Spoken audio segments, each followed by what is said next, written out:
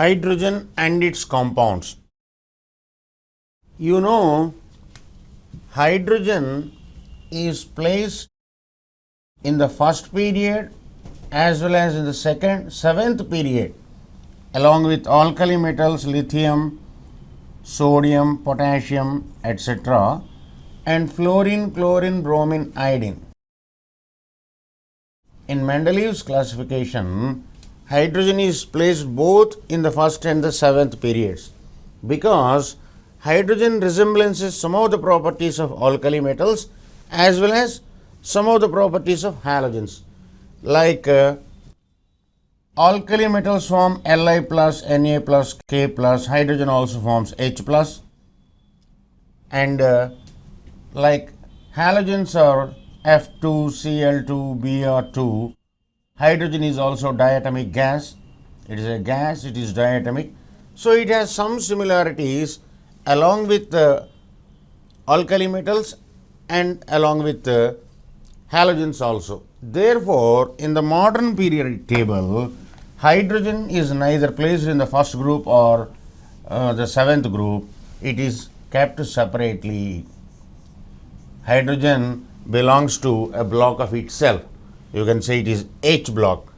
And indeed, hydrogen has some unique properties, and let us discuss some of the compounds of hydrogen. Water. Water, you know, is a very, very, very important compound of what? Hydrogen and water. Any harm or benefit we derive through water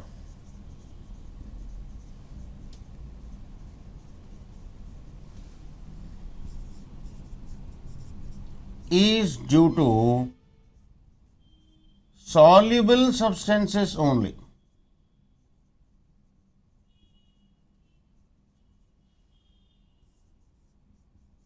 That is, only when a substance is soluble in water, it can give us any benefit or harm.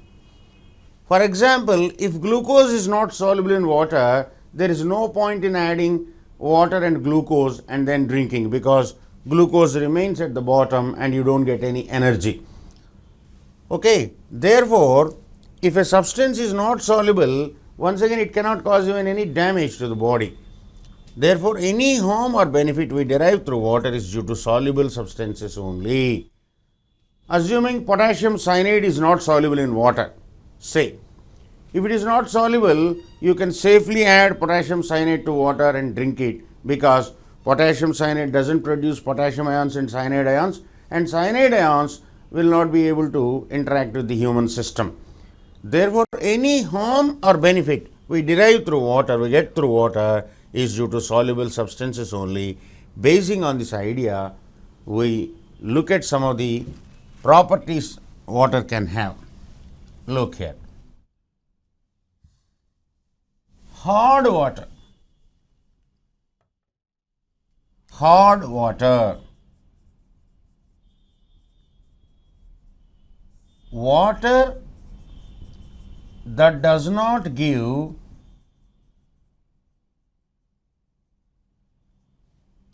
lather,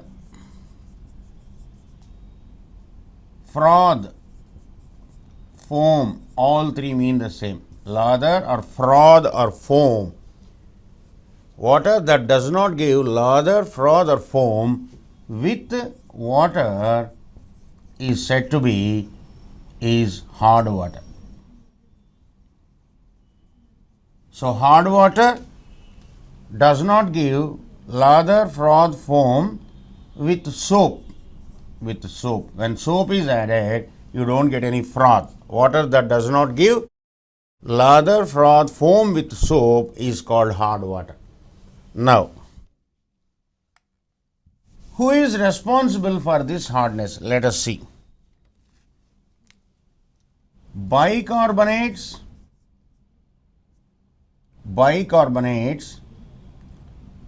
sulfates and chlorides of calcium and magnesium cause hardness. These are responsible for hardness. How many salts are they? Calcium bicarbonate, calcium sulfate, calcium chloride, magnesium bicarbonate, magnesium sulfate, magnesium chloride. Put together, there are 6 salts. So, any of these present in water renders water hard. Water becomes hard water. Out of which bicarbonates cause temporary hardness, sulfates and chlorides cause permanent hardness.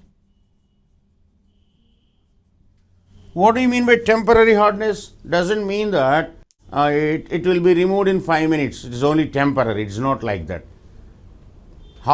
Temporary means which can be removed easily removable. The hardness can be removed easily. Permanent doesn't mean permanent, it remains forever. Removing permanent hardness is slightly difficult, more difficult than temporary hardness. Listen, what do they do when they are in water? Let us see.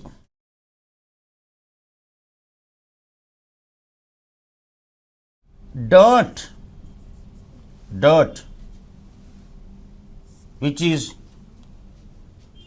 deposits on cloth. Suppose if there is a dust can be easily removed, it can be dusted off. If there is some sand deposits, they can be removed easily on cloth. But what is dirt? Dirt is oily deposits.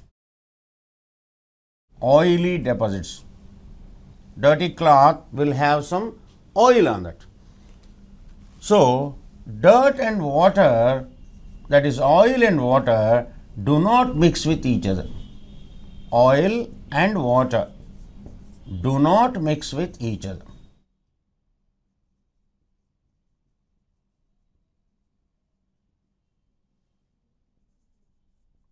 It's easy to understand why not. Because oil is non-polar, water is polar. So, between molecules of water there is electrostatic attraction, hydrogen bond, you know. Between molecules of water, what exists is a hydrogen bond, minus delta plus delta. So, to separate water molecules, you need to have charge. Suppose if there is an Na plus ion, that Na plus will attract this O minus and Cl minus will attract this H plus. So, when NaCl is added, Na plus attracts O minus or O minus attracts Na plus, H plus attracts Cl minus. These two are separated. Suppose you have Na plus and Cl minus here. What happens? O minus moves towards Na plus and H plus moves towards Cl minus, and these two water molecules are separated. So, to separate electrostatic attraction, you need charge. And so, what is oil? Oil is an organic compound. It is a tristearate of a glycerol. It is a triester, glycerol triester, a heavy molecule roughly containing 50 carbons, oil. So, most of the oils contain, oil or fat, they contain long chain fatty acids. Long chain fatty acids like stearic acid, palmitic acid, oleic acid. For example, stearic acid is this CH3 CH2 17 times COOH. This is stearic acid. When glycerol reacts with this stearic acid, and glycerol has 3 OH groups, glycerol, CH2OH, CHOH, CH2OH, and these long chain fatty acids RCOOH,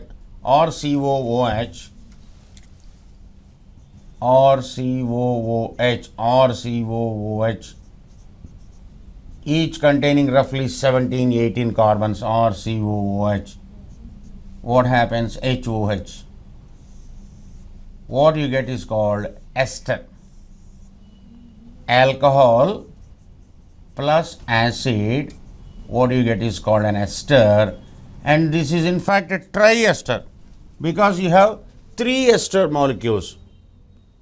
3 alcohols, 3 acids are combining. Therefore, this triester of fatty triester of glycerol, glycerol is oil or fat, collectively called of course lipids. They are called lipids. Oil or fat, which is called lipids. So, what exists between 2 molecules of glycerol? I mean this oil or fat, oil is, which is a heavy molecule, only van der Waal attraction. The attraction here is van der Waal, and the attraction in water is electrostatic. This is electrostatic. So, oil does not have the electrostatic attraction to separate water, nor water has the mass to separate van der Waal attraction. We discussed in intermolecular forces, only mass, a heavy one can only a heavy one can separate this. To separate 2 oil molecules, you need a heavy molecule which will be able to attract another heavy one, heavy. So, neither water has the mass nor oil has the electrostatic attraction charge to separate water molecules. Therefore, oil and water do not mix with each other. So, what happens? A third agent, third person will make them mix. A third person will hold both of them. The third person is called an emulsifying agent. Emulsifying agent. What will this emulsifying agent do? He will hold on to oil on one hand and water with another hand. Oil means, in our case it is dirt. We are talking about washing clothes using soap, and soap acts as emulsifying agent. So, what will soap do? Soap holds on to water on one hand and oil on the other. Soap holding water and oil, that is dirt. So, you know, now all these 3 are collective, all these 3 are bonded. There is a bond between dirt and soap and water. So, there is an indirect bond between dirt and water. So, water is fluid, you know, water keeps on moving. When water moves, behind water you have soap and behind soap you have dirt. What goes out is dirty soap water, and that dirty soap bubbles, they are called froth or lather or foam. This is froth. So, when is this froth formed? Only when soap, water and this dirt all 3 mix, then only this froth is formed, and along with this froth, dirt is washed out. So, soap helps in doing this. We will see how soap will be able to do that, that is not a big thing. Now, so this dirty soap water, this is called froth. So, in hard water, this froth is not formed, means these 3 are unable to combine. Why are they unable to combine? We already know dirt and water, they any case cannot combine, oil and water cannot combine. This soap is helping in combining them. In hard water, what might be happening? The soap is disappearing. I don't know what is happening to soap, but the soap is not present in hard water. Even though you add soap, it is not present in hard water. What exactly happens to that, we will see. First of all, let us look at soap. For example, let us say it is sodium stearate. It is only one of the examples. Sodium stearate is soap. Sodium stearate, CH3, CH2, 17 times COO minus Na plus. Okay, let this be soap. One of the examples of soap. Sodium stearate, palmitate, oleate, there are many things. And this stearate ion, you look at the peculiarity, CH3, CH2, because it is a very 17 times COO minus, it has, on one hand, it has a charge, it is charged. With this charge, it will attract the positive charges of water, HOH, H plus delta, plus delta. This O minus will attract to, and this is called hydrophilic end. What do you mean by hydrophilic end? One of the extreme one extreme which likes water, hydrophilic, water liking part of soap. This is the water liking part of soap. And on the other hand, since you have many carbons here, it has the mass, it can hold on to oil which has van der Waals. So soap has both van der Waals and charge, both mass and charge. Therefore, this mass is attracting non-polar substances, non-polar attraction, polar attractions. Means soap, that stearate ion is a very long chain molecule which has both the hands, and this is called hydrophobic end. Hydrophobic end. Now, so it is not actually just one stearate ion doing this. When many stearate ions meet in water, two stearate ions meet head on, say CH3, CH2, COO minus, and another COO minus. Suppose they happen to meet like this, CH2, CH3. When these two negative charges, when they oppose each other, what will happen? Naturally, they repel. And when they repel, their opposite ends attract.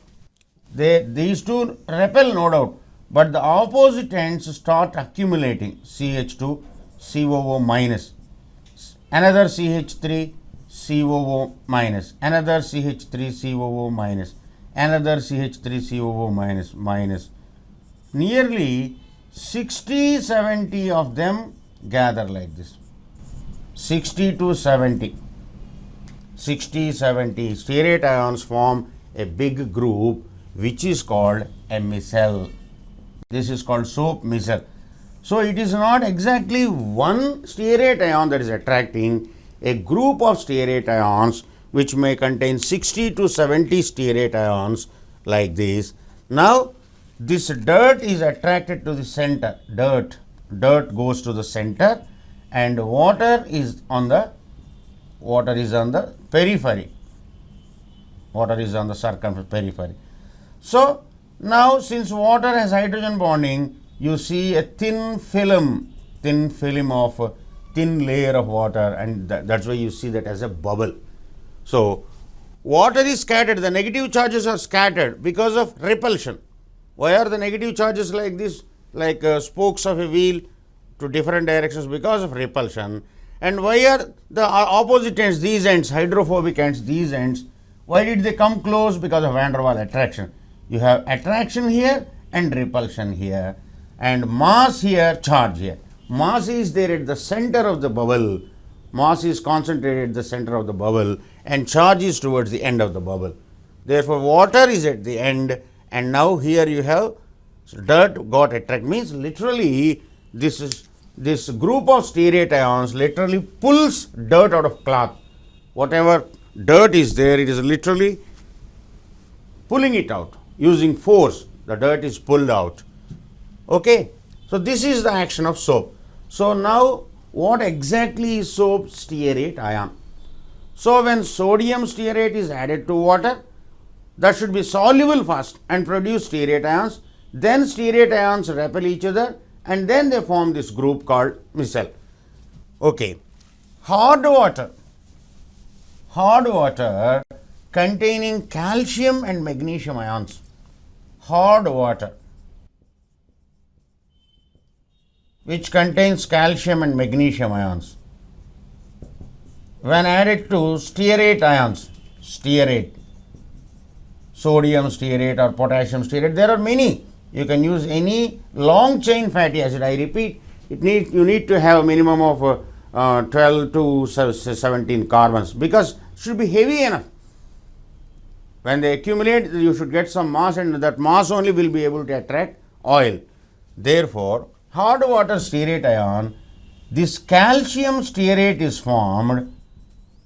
You may get it out, what if calcium stearate is formed? Formed means stearate ions are precipitated.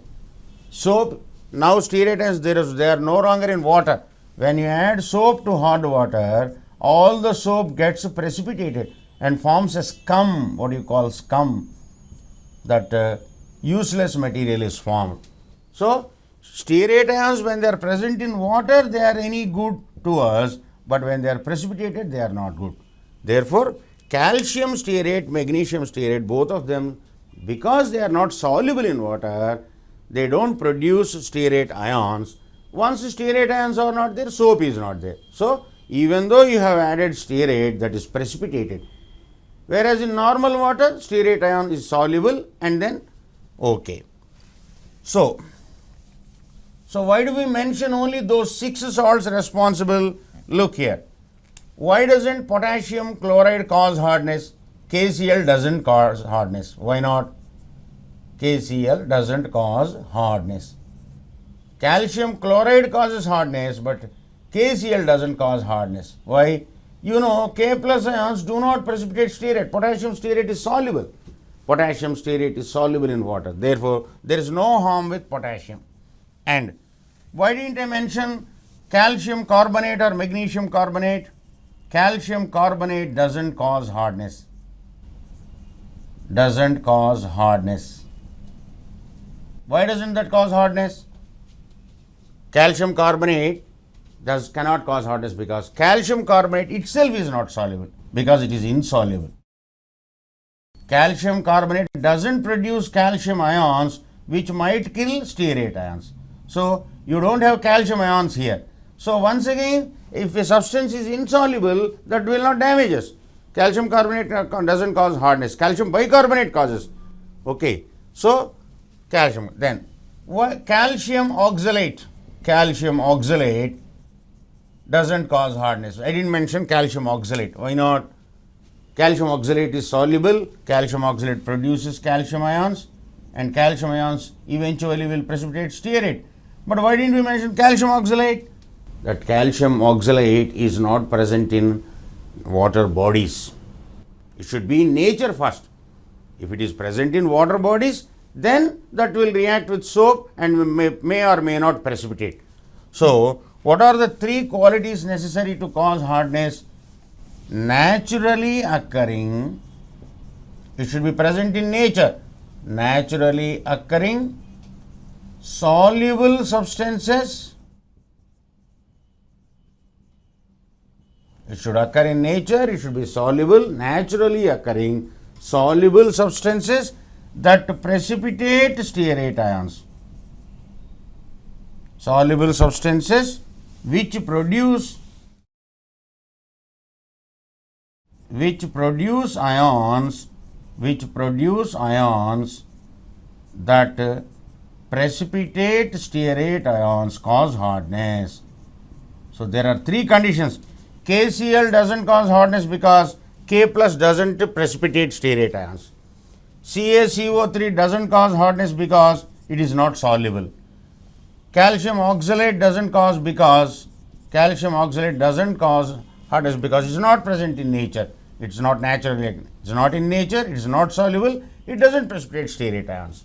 So, a substance which produces stearate ions or which produces ions that precipitate stearate ions, I repeat, it should produce ions, those who precipitate stearate ions only cause hardness. So, only those 6 salts you can claim to be causing hardness. Okay? Now, removal of temporary hardness.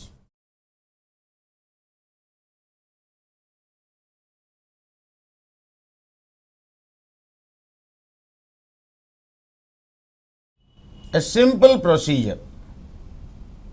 Temporary hardness, you know, because of calcium bicarbonate and magnesium bicarbonate. Temporary hardness because of calcium bicarbonate and magnesium bicarbonate. So, you don't need to do anything, simply heat that. By boiling water, what will happen? This calcium carbonate is converted to calcium bicarbonate is converted to calcium carbonate, and calcium ions are precipitated. So now you don't have the dangerous calcium ions. Calcium bicarbonate, there are calcium ions, but when that is heated, calcium ions themselves are precipitated. So calcium carbonate is insoluble in water. So by boiling hot water, what happens? By boiling hot water, you can remove hardness. So temporary. So heating is one technique, but you can't do that in a long scale. In industry, you need lots of water, and you can't go on heating so much of water. So what will happen once again? So removal of temporary hardness. There is another method. It is the Clark's process. Clark's process. By adding calculated amount of slaked lime. Calculated amount of slaked lime. Calculated quantity of slaked lime. What is this calculated quantity? Look here. Calculated amount of slaked lime. You have calcium bicarbonate. I am adding calcium hydroxide, which is called slaked lime. It is a semi-solid. Slaked lime is a semi-solid. You add water to quicklime the powder. When you add water, you get a semi-solid slaked lime. Now, once again, what happens? Calcium carbonate gets precipitated, CaCO3.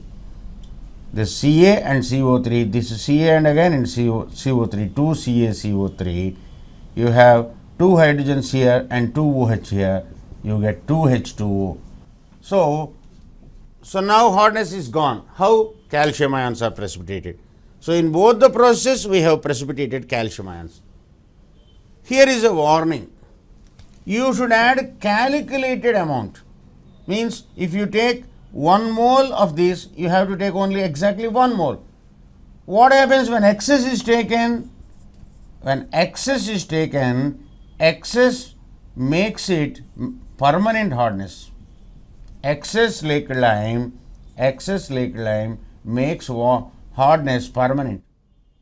Temporary becomes permanent. Why? When you add excess calcium ions, what are you doing? You are precipitating calcium ions as well as bicarbonate ions, and since you have taken excess this is over, calcium bicarbonate is over. You have added excess of this, means only calcium hydroxide is there in water.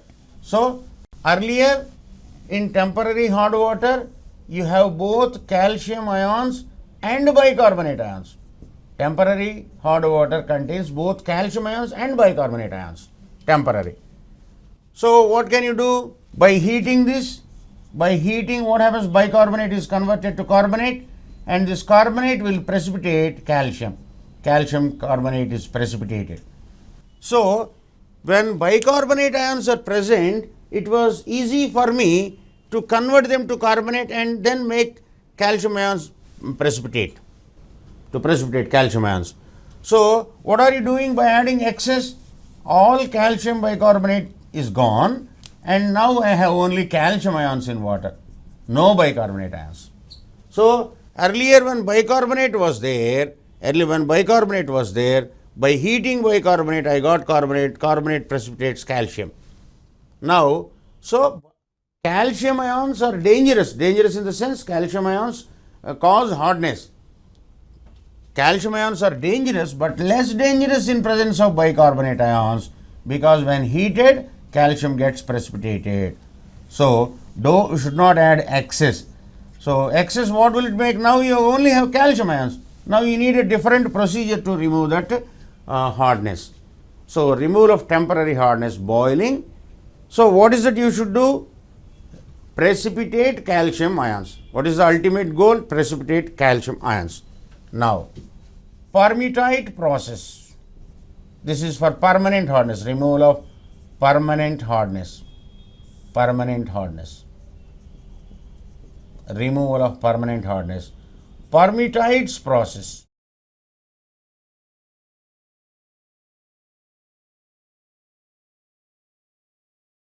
Na2Al2Si2O8XH2O. This is sodium aluminum orthosilicate.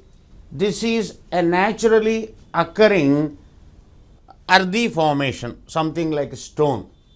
Sodium aluminum orthosilicate. So, this sodium aluminum orthosilicate is called zeolite. It is naturally occurring, but this can also be prepared artificially by heating these three things: sodium carbonate washing soda, Al2O3 alumina, and SiO2 n times silica sand. By heating all these three, you get zeolite, but in an artificial manner. This is called artificially made zeolite. Artificial zeolite. All right. This is called permitite. So, you get it naturally also, you can manufacture it also. Once you manufacture, in fact, you can even recycle that, you can use it, reuse it again many times. So, this zeolite, so hard water containing calcium magnesium ions, from hard water, when permitite is added. What is permitite? Na2Al2Si2O8. I simply call it Z. Na2Al2Si2O8. I am calling it Z. Na2Z. What happens? CaZ is formed. Don't mistake that word. CaZ is formed means calcium ions are precipitated. So, what is the cause of celebration? Calcium ions are dead. Now, hardness is gone. So, whenever you hear such a word in chemistry, CaZ is formed, what you think is, okay, earlier Na2Z was there, now CaZ is there. What is the difference? There is a lot of difference. Earlier, calcium ions, sodium ions, everything were there. Now, calcium ions got precipitated. So, this downward arrow is very important in this chapter. Be careful with that. So, calcium ions are precipitated. So, if they are not soluble, if they are not present in water, they can't cause any damage. So, the first sentence once again, any harm or benefit we derive through water is only through soluble substances. If a substance is not soluble, it can't cause any damage to us. Now, Calgon's process. Calgon, of course, is the trade name of sodium hexametaphosphate. Sodium hexametaphosphate.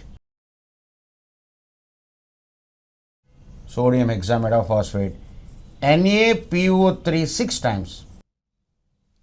Metaphosphoric acid is HPO3, metaphosphate PO3. Hexa, sodium hexametaphosphate, NaPO3 6 times. Therefore, NaPO. So, you add this to water, Calgon. Calcium magnesium ions, which are present in hard water. I am adding Calgon. Na2, Na4PO3 6 times. Now, what happens is you get CaNa4PO3 6 times, and once again is insoluble in water. Calcium ions are precipitated. So, this calcium adsorbs. You can say either this is complex formation, or adsorption. Can be anything, any of the word, complex formation or adsorption. So, this is how we remove permanent hardness. Now, let us see measurement of hardness. Degree of hardness.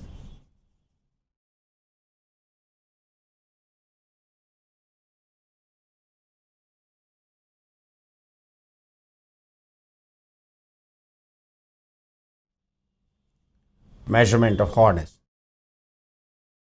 ppm means parts per million parts. Parts per million parts. What do you mean by that? As it is, it doesn't mean anything. You have to mention which parts out of which parts.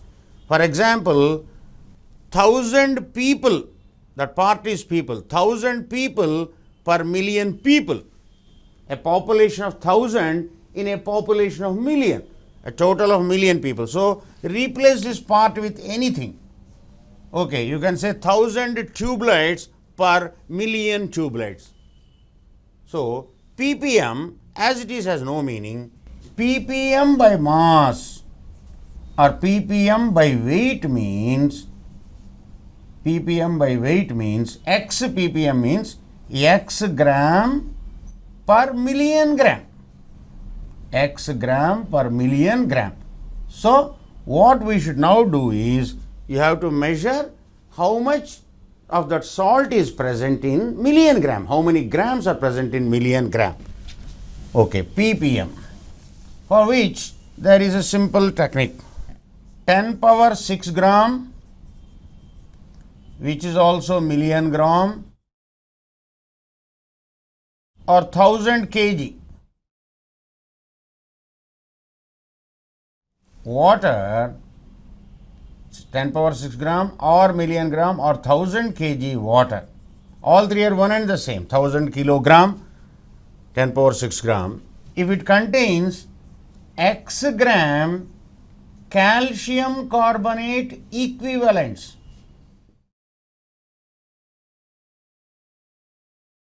don't read that as x gram equivalents of calcium carbonate. I am not talking about the mass of calcium carbonate present, because you know calcium carbonate cannot be present in water.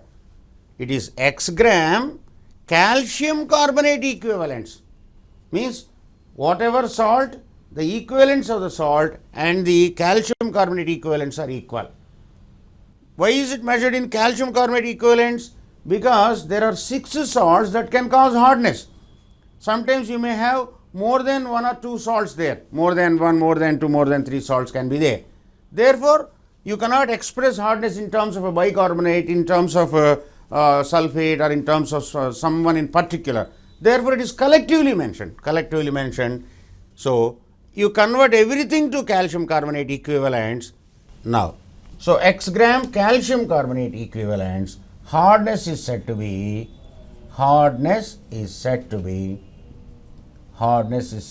x ppm by mass.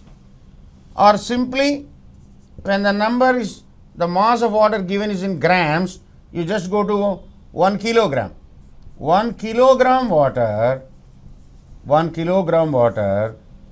if it contains y milligram calcium carbonate equivalents. They were grams and grams, and now kilogram and milligram. Kilogram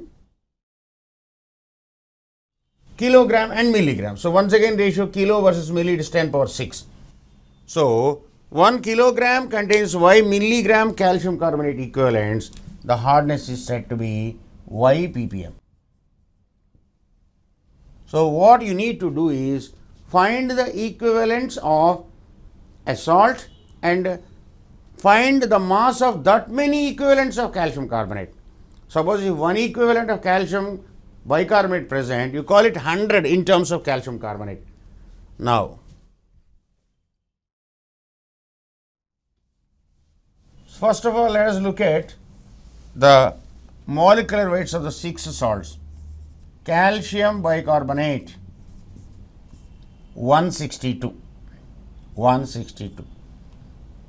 Corresponding magnesium salt will be 16 less than that. 4024, atomic weights of calcium and magnesium are 4024. So, corresponding magnesium bicarbonate will be 16 less, 146. Calcium sulfate 136. Corresponding magnesium salt, magnesium sulfate 16 less, 120. Calcium chloride 111. corresponding magnesium chloride 95.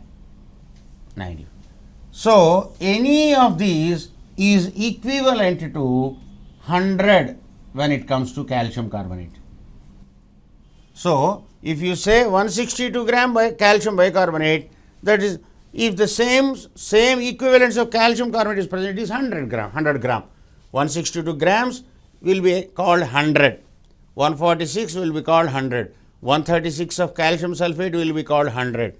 So magnesium sulfate, if 120 grams are present, you call it 100. If 60 grams are present, you just call it 50.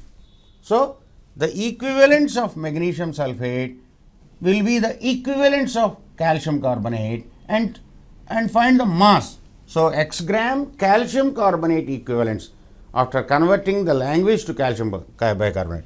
Now let us simply do many problems. Mass of water, mass of the salt. I am not using any formula, I am just using the definition and then trying to apply. Mass of the salt. Mass of calcium carbonate equivalents.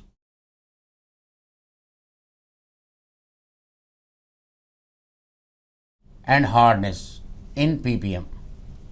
Look here. First problem. 500 kilogram water contains 73 gram magnesium bicarbonate. So these two are given. The data is rounded off. Now you have to find these two. What is the question? 500 kilogram water contains 73 gram magnesium bicarbonate. What is the hardness? 500 kilograms contains 73. The first thing you should do is you convert that to calcium carbonate equivalents. 146 is equivalent to 100, 73 is equal to 50. Here it is 50 grams. So this is what I am finding out. So don't round that off. Whatever is given is rounded off so that you know what is the data and what is the question. What is the question and what is it you have to find out. These two you have to find. So first one, what is the first step? First step, you change the language from bicarbonate to carbonate. Second one, apply the definition. Just apply the definition. That is 500 kilograms contain 50, but according to definition, 1000 kilogram how many? 550, 1000 how many? 100. Therefore 100 ppm. Very simple. Second question. 250 gram water. 250 gram water contains 12 milligram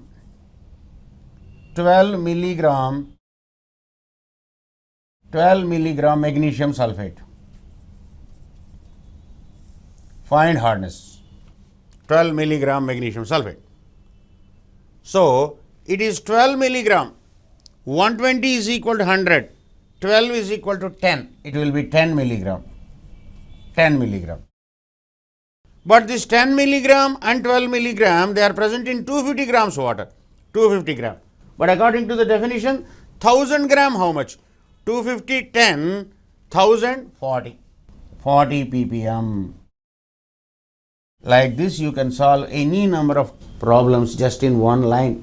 Don't need to have a question dictated and have 4 options at the end. Now, 3.